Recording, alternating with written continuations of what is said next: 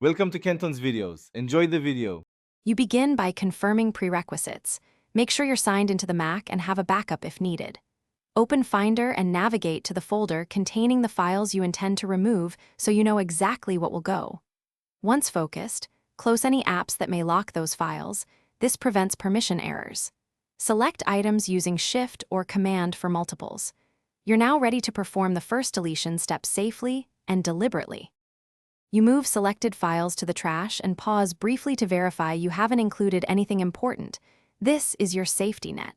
If a file is locked, right-click and choose Get Info to unlock or close the application holding it.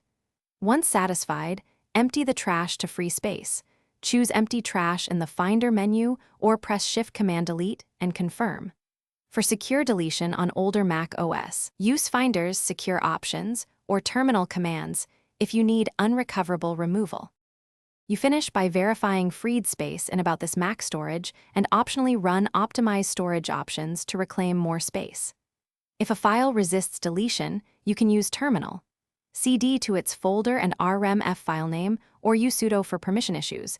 Be careful, this bypasses trash.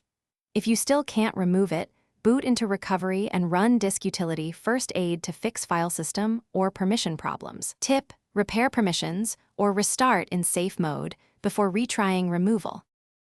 Thanks for watching. Consider subscribing if we helped you.